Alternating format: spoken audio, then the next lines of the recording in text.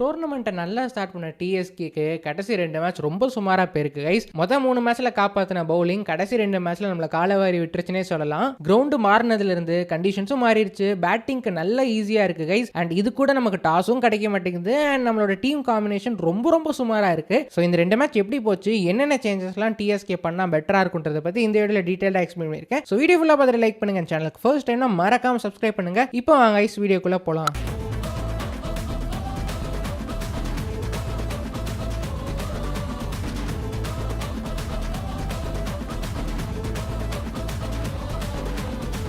மொதல் 3 மேட்ச்சில் நம்ம சுமாராக ஆடி இருந்தாலும் பவுலர்ஸ் தான் நம்மளை காப்பாற்றி விட்டாங்க. பிகாஸ் நம்ம ஆடின கிரவுண்டில் கண்டிஷன்ஸ் அப்படி இருந்துச்சு. பவர் பிளேயில் பால் ஸ்விங் ஆச்சு அண்ட் ஸ்பின்னர்ஸ்க்கும் அப்பப்போ கிரிப் கிடச்சனால Noor Ahmad with Adam Milne and Zia Ulhaq சூப்பராக பர்ஃபார்ம் பண்ணியிருந்தாங்க. பட் பேட்டிங்கில் பார்த்தீங்கன்னா எக்ஸ்பெக்டேஷன் அளவுக்கு நம்ம ரன் ஸ்கோர் பண்ண முடியல. யாரோ ஒருத்தர் டீமில் காலை வாரிட்டு இருந்தாங்க. இதர் கான்வே ஸ்லோ ஆடிடுவார் இல்லை மிச்சர் ஸ்லோ ஆடிடுவார். இது கரெக்டாக 4th மேட்ச்சில் நமக்கு ஆப்பிடிச்சுது. டெக்ஸாஸில் தான் ஆடுறோம், ஹோம் கிரவுண்டில் தான் ஆடிட்டு இருக்கோம். அருமையான பேட்டிங் பிச். நம்மளே 198 ரன் ஸ்கோர் பண்ணியிருந்தோம், இன்க்ளூடிங் டெவான் கான்வே பிளஸ் மிச்சலோட 33 பால் 33 ரன் நாக். ஸோ அது சேர்த்து கூட நம்ம 198 ரன் அடிச்சோம்னா அப்போ பார்த்துக்கோங்க பிச் எந்த அளவுக்கு இருந்திருக்கு அண்ட் நம்ம எவ்வளோ பூரா ஸ்கோர் பண்ணியிருக்கோன்னு. கடைசி 2 மேட்சும் நம்ம டாப் பேட்டிங் ஹெவி டீம் கிட்ட தான் ஆடிட்டு இருந்திருக்கோம். வாஷிங்டன் ஃப்ரீடமும் சரி, எஸ்எஃப்யூ சான் பிரான்சிஸ்கோ யூனிகார்ன்ஸும் சரி, 2 பேருமே அட்டாக்கிங் பேட்டிங் உள்ள டீம். கரெக்டாக ஃபிளாட் பிச்சில் பேட்டிங் ட்ராக்ல டாஸும் தோத்து பேட்டிங் டீமுக்கு எதிராக மோதனால 2 மேட்சுமே நம்ம பார் ஸ்கோர் கூட ரீச் பண்ணாமல் தோத்துருக்கோம் கைஸ். பட் எஸ்பெஷலி இந்த மேட்ச், அதாவது latest match 5th match against Washington freedom, ஓரளவுக்கு நல்ல ஸ்கோர் தான் சொல்லுவேன். 220 ரன் ஸ்கோர் பண்ணியிருந்தோம். பட் எங்கே மிஸ் பண்ணோம்னா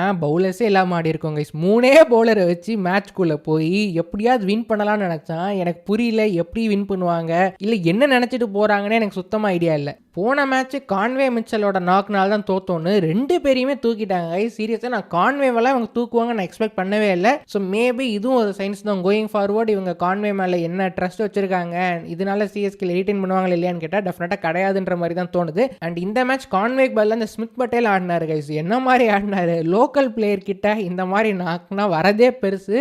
அண்ட் இந்த டோர்னமெண்ட் முதல்லேருந்து பார்த்துருந்தீங்கன்னா தெரிஞ்சிருக்கும் ஜென்ரலாக எந்த அளவுக்கு அந்த யூஎஸ்ஏ டொமஸ்டிக் ஆடுற பிளேயர்ஸோட இன்ஃப்ளூயன்ஸ் இருந்திருக்குன்னு. பட் கோயிங் ஃபார்வர்ட் சீசனுக்கு சீசன் நிறைய இம்ப்ரூவ் ஆகிட்டு இருக்காங்க. அண்ட் எஸ்பெஷலி நம்ம டீமோட ரெக்ரூட்ஸ் எல்லாமே சூப்பராக இருக்குது கைஸ். மேபி அந்த முகமது மோசின் மட்டும் கொஞ்சம் 2 மேட்ச்சில் சுமாராக பண்ணாருன்னு சொல்லலாமா. பட் அதுவுமே ஃபிளாட் பிச்சு தப்பான நேரத்தில் பவுலிங் போட்டனால அவர் நிறைய அடி வாங்கினாரு. பட் அவரும் 2 சீசன் சூப்பராக பண்ணியிருக்காரு. அவரை தவிர இந்த சீசன் ஆன எல்லா டொமஸ்டிக் பிளேயர்ஸ் கிட்ட இருந்தும் சூப்பரான பெர்ஃபார்மன்ஸை எக்ஸ்ட்ராக்ட் பண்ணியிருக்கோம். பட் மற்ற டீம்ஸில் பார்த்தீங்கன்னா கண்டிப்பாக ஒரு பேசஞ்சர் பிளேயராவது இருப்பான். அவர் எதுக்கு ஆடுறாருன்னு அவருக்கும் தெரியாது, டீமுக்கும் தெரியாது, ஆடுற ஆப்போசிஷன் டீமுக்கும் தெரியாது எதுக்கடா ஆடுறான்னு. அந்த அளவு தான் மற்ற டீம்லலாம் இன்னும் இருக்குது. பட் நம்ம எல்லா பிளேயரும் சூப்பராக எடுத்திருக்கோம், சூப்பராக பெர்ஃபார்மன்ஸ் வாங்குறோம். பட் எங்கே அடி வாங்குறோம், எங்கே மிஸ் பண்ணுறோம்னா அந்த பிளேயிங் காம்பினேஷன் செட் பண்ணுறது தான் கைஸ். சிஎஸ்கேல அந்த ஓப்பனிங் காம்போ செட் பண்ணுறதுலேருந்து எம்எஸ்டி வந்து இனிஷியல் மேட்சஸில் மேலே வர மாட்டார், கடைசியாக தான் ஆடுவார்ன்றதுலேருந்து அந்த 5th பவுலர் இல்லாதனால ஒரு 6th பவுலர் ஆட வச்சு ஒரு ஆல்ரவுண்டர் இல்லாதனால எக்கச்சக்க கன்ஃபியூஷன்ஸோட டோர்னமெண்ட்டே முடிஞ்சது. அதே தொற்று நோய் இங்க டிஎஸ்கேயும் பிடிச்சிருக்கு கைஸ். 2024 சிஎஸ்கே சீசன்ல பாத்தீங்கன்னா பத்திரானா இனிஷியலா இருக்க மாட்டாரு, முஸ்தபிசர் போடுவாரு, சூப்பரா பெர்ஃபார்ம் பண்ணிடுவாரு, உடனே 2 பேசர் ஸ்ட்ராட்டஜின்னு போவோம். ஆக்ஷன்ல ஒருத்தன் எடுக்கிறீங்கன்னா ஓகே இவன் பிளேயிங் லெவல் மெட்டீரியல், இவன் இன்ஜுரி ஆனா இவன் இல்லை வெளியே போனாலும் அவனுக்கு ஒரு பேக்கப்னு கரெக்டாக அந்த மாதிரி தான் டீம் ஃபிக்ஸ் பண்ணி எடுத்திருப்போம். ஸோ காம்பினேஷனும் உங்களுக்கு செட் பண்ணி எடுத்திருப்பீங்க. அண்ட் அதுக்கேற்ற பிளேயர்ஸ் எடுத்தாலும் மட்டுமே டோர்னமெண்ட் உங்களுக்கு சூப்பராக இருக்கும். 2024 அந்த முஸ்தபிசர் நல்லா பண்ணனால அவரை உள்ள எடுத்துட்டு வரணும், பத்திரானாவும் அவரையும் சேர்ந்து ஆடலாம் சொல்லி அங்கே சொதப்பணும். அதுக்கப்புறம் அஸ்வின் 9 கோடி கொடுத்து எடுத்து அவர் பிளேயிங் லெவலில் ஆட வைக்கணும்னு சொல்லி டீம் காம்பினேஷன் அங்கேயும் போச்சு.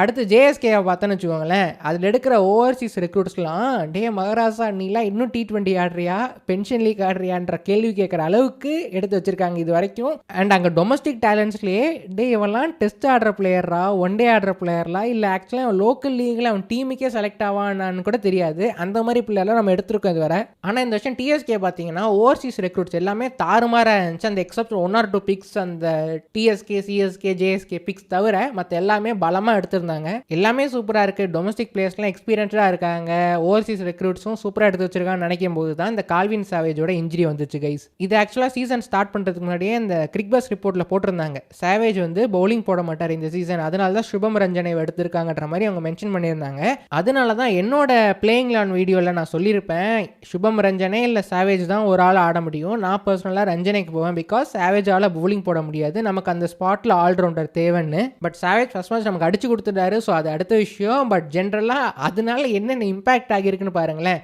அதனால அவங்க ஒரு எக்ஸ்ட்ரா பேட்டர் போகணுமா எக்ஸ்ட்ரா பவுலர் போகணுமான்னு தெரியாமல் பேட்டிங் வீக்காக இருந்தால் என்ன பண்ணுன்னு தேவையில்லாமல் ஒரு எக்ஸ்ட்ரா பேட்டர் ஆடிட்டு இருக்காங்க.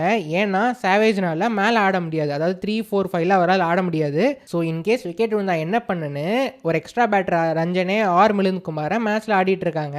சேவேஜையும் ட்ராப் பண்ண மனசு வரல. ஸோ இதனால என்ன ஆகுதுன்னா 3 பவுலரோட ஆடிட்டு இருக்காங்க. மனசாட்சியே இல்லாமல் எந்த ஒரு T20 லீகை 3 பவுலர் வச்சு வின் பண்ண முடியும்? நீங்கள் மேட்சை விட்டுருங்க, இன்னைக்கு ஜெயிப்பீங்க நாளைக்கு தோப்பீங்க. ஒரு டோர்னமெண்ட்டை வின் பண்ணணும்னா பவுலிங் அட்டாக் சூப்பராக இருக்கணும், செட்டில்டு பவுலிங் அட்டாக்காக இருக்கணும். நீங்கள் அங்கே 3 பவுலர் வச்சு நான் வின் பண்ணணும்னு நினச்சாலாம் வாய்ப்பே இல்லை. ஸ்டாய்னஸ் அவரோட குட் டேல 4 ஓவர் போடுவார், இல்லைன்னா அட்மோஸ்ட் 2-3 ஓவர்ஸ் போடுவார். டோனான் ஃபர்ரா 2 ஓவர் தான் போடுவார். அவர் மேக்ஸ்வெல் ரேஞ்சுக்குலாம் இன்னும் போல, 2 ஓவர் தப்பிக்கலாம். அதுக்கு மேலெலாம் போட்டாங்கன்னா கிழிச்சு கொடுத்துருவாங்க. அதுதான் இந்த மேட்சும் நடந்துச்சு. ஸோ டெஃபினட்டாக இன்னொரு பவுலருக்கான தேவை இருக்குது. அவங்க பேட்டிங் டெப்த்துன்னு எக்ஸ்ட்ரா எதுக்கு போகிறாங்கன்னு எனக்கு தெரியல கைஸ். பவுலர்ஸ் வச்சு சுத்த சொல்லலாம், இருக்கிற பேட்டிங்கே போதுமான அளவாக தான் தெரியுது. ஸோ இதுக்கு மேலே என்ன எக்ஸ்பெக்ட் பண்ணுறாங்கன்னு தெரியல. அண்ட் இதனால என்ன ஆகுதுன்னா ஃபாஃப் இன்னைக்கு சூப்பராக அருமையாக ஃபெரராவோட யூசேஜ் பண்ணார். 12th ஓவரோ 13th ஓவரோ நூர் அகமத் போடுவார் கைஸ். ரன் ஒரு 20 ரன் கொடுப்பாரு.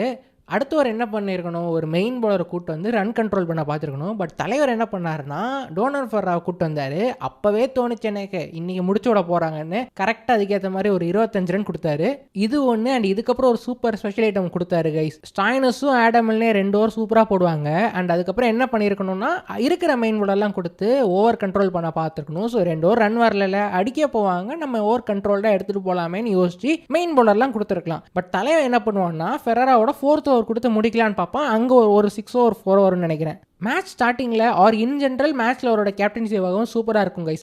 என்ன மாதிரி கேப்டன்டா, எடுக்கிற பவுலர்லாம் விக்கெட் எடுக்கிறாங்க, என்ன மாதிரி ரொட்டேட் பண்ணுறாடா, இவன் தானே என் கேப்டன் ஃபயர் விடுற அளவுக்கு அந்த அளவுக்கு செய்வார். பட் நடுவில் இந்த மாதிரி கிரன்ச் சுச்சுவேஷன் வரும்போது காலவாரி விடுவார் கைஸ். இது அப்பப்போ அவர்கிட்ட வந்து பார்க்கறது தான். இந்த SA20 மொதல் செமிஸ் SRH டீம் கூட நம்ம மோதுவோம். ஜெரால் குட்ஜியாவை நம்பர் 3 இறக்கி விடுவார். அது இவரோட ஸ்ட்ராட்டஜியா பீடாவோட ஸ்ட்ராட்டஜியான்னு இருக்கும் போது பீடா கிளியர் பண்ணியிருப்பாரு. எல்லாரும் என்ன சேர்ந்து அடிக்கிறீங்க, நான் பண்ணல, இது ஃபாஃபோட டிசிஷன் தான். ஸோ இந்த மாதிரி ஃபாஃப் அப்பப்போ இல்லாஜிக்கலாக somehow out of the box thinking நிறையா பண்ணுவார். அதுதான் நமக்கு ஒர்க் அவுட்டே ஆனது கிடையாதுன்னு அதெல்லாம் பண்ணுறதை நிறுத்திட்டு லாஜிக்கலாக யாரை எடுத்துகிட்டு வரணும், எங்கே எவனை போட்டால் விக்கெட்னு காமன் திங்கிங் பண்ணாலே இதெல்லாம் அசால்ட்டாக தவிர்க்கலாம். ஸோ இவரோட கேப்டன்சியில் இந்த மாதிரி எக்குத்தப்பான விஷயங்களை தவிர்த்தாலே நம்மளோட விக்ட்ரி இன்னும் உறுதியாகுன்ற மாதிரி தான் எனக்கு தோணுது. ஏன் இந்த மேட்ச் கூட ஓரளவுக்கு நல்ல காம்பினேஷன் தான் வச்சுருந்தோம். ஒரு 3 மெயின் பவுலர் பேட்டிங்கில் டீசெண்டாக ஒரு 220 ரன்ஸ் அபவ் பாஸ் ஸ்கோரே அடிச்சிருக்கோன்னு வச்சுக்கோமே. ஜஸ்ட் ஒரு கேட்ச் பிடிச்சிருந்தாலோ ஃபெரரா 2 கேட்சை விடுவார். அண்ட் அந்த கேட்சை பிடிச்சிருந்தா கூட நம்ம வின் பண்ணியிருக்கலாம். ஸோ 3 பவுலரோட தான் போறீங்கன்னா இந்த மாதிரி மிஸ்டேக்ஸ்க்குலாம் கேப்பே கிடையாது, விட்டிங்கன்னா மாட்டிப்பீங்க.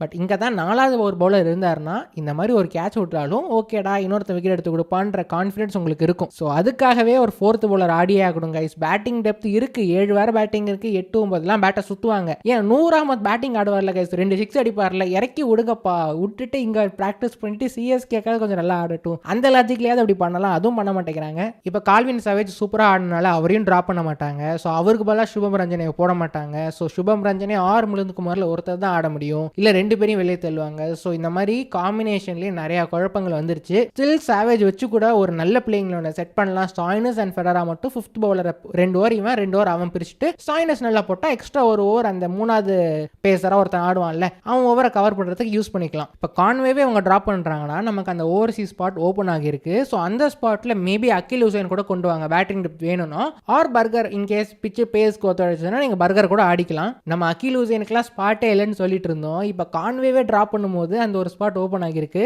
நம்ம 2D செஸ் தான் ஆடுறாங்கன்னா இவங்க 4D செஸ் ஆட போகிறாங்கன்னு தோணுது கைஸ். ஸோ இன்கேஸ் அகில் ஹுசைன் உள்ளே வந்து நல்லா பெர்ஃபார்ம் பண்ணால் அது ஒரு மாஸ்டர் ஸ்ட்ரோக்காக அமைய போகுது. எஸ்பெஷலி SFU டீம் பார்த்தீங்கன்னா அவங்களோட டாப் ஆர்டர் பேட்டர் எல்லாமே கம்பி சுற்றுற பிளேயர்ஸ் தான். ஷார்ட்டும் சரி, JFமும் சரி, லெஃப்ட் ஆர்ம் ஸ்பின்னுக்கு கேஸு. ஃபின்னாலனோட கேம்ஸ் செகண்ட் ஸ்பின் நான் பெருசாக பார்த்தது கிடையாது. பிகாஸ் நான் பார்க்கும் போதெல்லாம் ஒரு இனிஷியலாகவே ஒரு ஓவரில் அவுட் ஆகிட்டு போயிடுவார். அண்ட் சைஃபர்ட் இப்போ இம்ப்ரூவ் பிளேயராக தான் தெரியுறாரு. பட் ஸ்டில் ஒரு ஓவர்சீஸ் பிளேயர் தான். லெஃப்ட் ஆர்ம் ஸ்பின்னு கேஸாக இருக்க சான்சஸ் அதிகம். ஸோ இன்கேஸ் போக போக பிச்சு ஸ்பின் ஆச்சுன்னா ஆக்சுவலாக இந்தியாவோட T20 வேர்ல்டு கப் பார்த்தீங்கன்னா அமெரிக்காவில் பிச்சு டேர்ன் ஆகுன்றனால எக்ஸ்ட்ரா ஒரு ஸ்பின்னர் எடுத்துகிட்டு போவாங்க. ஸோ அந்த மாதிரி ஒரு தாட் ப்ராசஸில் டேலாஸில் தானே அடிக்கடி மேட்சஸ் நடக்குது, பிளே ஆஃப்லாம் திருப்பி டேலாஸ் தான் வரப்போகுது, அப்போ பிச்சு டேர்ன் ஆகும்ன்ற கான்செப்டில் மேபி அகில் ஹுசைன் வச்சிருக்காங்கன்னு வச்சுப்போமே.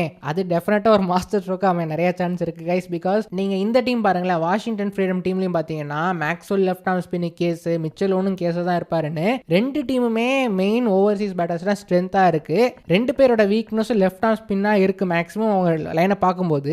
அண்ட் இன் ஜென்ரல் யூஎஸ்ஏ பேட்டர்ஸில் நீங்கள் இந்தியனா இல்லைன்னா எல்லாருமே ஸ்பின்னுக்கு கேஸ் மாதிரி தான் தெரியுது. ஸோ கூட்டி கழிச்சு பார்த்தோன்னா கணக்கு எங்கேயோ மேட்ச் ஆகுது கைஸ். ஸோ அது மேபி அந்த ஒரு சேஞ்ச் கூட எக்ஸ்பெக்ட் பண்ணலாம். அது ஒரு மாஸ்டர் ஸ்ட்ரோக்காக அமைய கூட நிறைய சான்சஸ் இருக்குது. பட் என்னதான் இருந்தாலும் பிளேயிங் லெவலில் கண்டிப்பாக சார்ட் அவுட் பண்ணியே ஆகணும் கைஸ். பிகாஸ் நீங்கள் சிஎஸ்கேலையும் பாருங்களேன், யூஸ்வலாக எம்எஸ் கேப்டன்சி இருக்கும்போது என்ன தலை நீ டீமே மாற்ற மாட்டேங்கிற, ஒரே டீமோட பொரிய தலைன்னு அப்படி ஒரு எரிச்சலாக இருக்கும். பட் சம்பவம் எம்எஸ் வந்து அதே பிளேஸை பேக் பண்ணி பெர்ஃபார்மன்ஸ் வாங்கி கொடுத்து பிளே ஆஃபோ சரி ஆர் டைட்டில் அடிச்சு கொடுத்துருவாரு. பட் எம்எஸ் கேப்டன்சி அப்புறம் பார்த்தீங்கன்னா டீமில் எக்கச்சக்க சேஞ்சஸ் வந்துகிட்டே இருக்கு. என்னடா நான் பார்த்த சிஎஸ்கேவா, நான் பார்த்து வந்து சிஎஸ்கேவா மாறிக்கிட்டே இருக்காங்களே, பிளேஸ் வராங்க போகிறாங்க, ஒரு மேட்ச் ஒருத்தர் ஆடுறாரு, இன்னொரு மேட்ச் ஆட மாட்டேங்கிறாருன்னு. எனக்கு அந்த 2024 அந்த முஸ்தபிசூர் பற்றி நான் பண்ணும்போது என்னடா நம்ம டீம் ஆகுதுன்னு தோணுச்சு. நான் லாங் டைம் நீங்கள் ஃபாலோவராக இருந்தீங்கன்னா அப்போ ஒரு 2-3 வீடியோஸில் நான் சொல்லியிருப்பேன், சிஎஸ்கேல பிளேயர்ஸ் அடிக்கடி மாற்றிட்டு இருக்காங்க, கொஞ்சம் பார்க்க நல்லா இல்லைன்னு நான் அப்பயே மென்ஷன் பண்ணியிருப்பேன். இப்போ டிஎஸ்கேலையும் இது பார்க்கும்போது பார்க்கவே எரிச்சலாக இருக்கு. நசன் இருக்கு. ஒரு மேட்சும் ஒருத்தர் வராரு போறாரு மாறிக்கிட்டே இருக்காரு. மிச்சல் இருக்காரு வெளியே போறாரு, ஃபெரரா உள்ள வராரு வெளியே போறாரு, மூசின் வராரு வெளியே போறாரு, ஸ்டீஃபனிக் வந்தாரு அவர் ஆளே காணும், ஜியாவுலக் நல்லா பண்ணாரு வெளியே போறாரு. ஸோ இந்த மாதிரி காம்பினேஷனை செட் பண்ண ஸ்ட்ரகிள் பண்ணி நல்லா ஆடுற பிளேயரையும் வெளியே எடுத்து வைக்கிறாங்க. ஆக்ஷனும் சரி ஒரு டிராஃப்டும் சரி நீங்கள் ஒரு ஸ்டாண்டர்ட் பிளேயிங் மெட்டீரியலோட தான் போவீங்க. அதை விட்டு அந்த பேட்டர்ன் விட்டு மாறினீங்கன்னா இந்த மாதிரி நிறைய கன்ஃபியூஷன் வரதான் போகுது. ஸோ டெஃபினட்டா this is something to address for CSK management. கண்டிப்பா இந்த மாதிரி சாப் அண்ட் சேஞ்ச் பண்ணாம ஒரே ஸ்டாண்டர்ட் பிளேயர்ஸோட வச்சு கரெக்டா காம்பினேஷன் செட் பண்ணி அதுக்கேற்ற பிளேயர்ஸ் வச்சிருக்கீங்கன்னா நம்பி கொடுங்க. இன்னொருத்தர் நல்லா பண்ணிட்டான் உடனே ஓகேடா அவனையும் உள்ள கொண்டு வருவோன்னு உங்களோட பேட்டர்ன் விட்டு வெளியே போனீங்கன்னா அதுக்கான ப்ரிப்பரேஷன் கண்டிப்பா இருக்காது உங்ககிட்ட. ஸோ அதனால அதுல இருந்து எக்கச்சக்கமான ப்ராப்ளம்ஸ் தான் வரப்போகுது, சொல்யூஷன் வராது. ஸோ கரெக்டான பிளேயிங் லெவனை ஃபைன் பண்ணி கரெக்டான பிளேயர்ஸை பிக் பண்ணி லெவனை செட்டில் பண்ணி விட்டாலே போதும், இந்த டீம் நல்லா பண்ணுங்க கைஸ். அதுதான் எனக்கு தோணுது. ஸோ நீங்க இந்த பர்டிகுலர் விஷயத்தை நோட் பண்ணிருக்கீங்களா என்ன மறக்காம கீழே மென்ஷன் பண்ணுங்க கைஸ். எனக்கு இந்த விஷயம் பார்க்கும்போது எரிச்சலா இருக்கும், என்னடா மாறிட்டே இருக்காங்க ஒரு 11 வைக்காம இருக்காங்களேன்னு தோணும். அண்ட் இந்த மேட்ச் பார்க்கும்போது ஜியாவுலக்கும் வெளியே பண்ணோன்னே டேய் இந்த பையன் நல்லா போட்டான்டா 2-3 மேட்ச், ஒரு மேட்ச் நல்லா பண்ணலன்னு உடனே தூக்கி காம்பினேஷன் மாத்தினீங்களேன்னு மாதிரி தான் எனக்கு தோணுது. ஸோ நீங்க இந்த பர்டிகுலர் விஷயத்தை பத்தி என்ன நினைக்கிறீங்க மறக்காம கீழே மென்ஷன் பண்ணுங்க கைஸ். அண்ட் அது கூடவே ஃபாஃபோட கேப்டன்சி பத்தி நான் சொன்ன விஷயத்தை நீங்க நோட் பண்ணீங்களா, அதை பத்தி உங்களோட தாட்ஸை கீழே ஷேர் பண்ணுங்க. So thank you so much for வாட்சிங் திஸ் வீடியோ ஃபுல்லாக பார்த்தது மிக்க நன்றி. வீடியோ பிடிச்சிருந்தா மறக்காம லைக் பண்ணுங்க, சேனலுக்கு சப்ஸ்கிரைப் பண்ணுங்க, உங்களோட ஃப்ரெண்ட்ஸ்க்கு ஷேர் பண்ணி விட்டுருங்க கைஸ். அடுத்த வீடியோல பார்ப்போம். Thanks again, take care, by.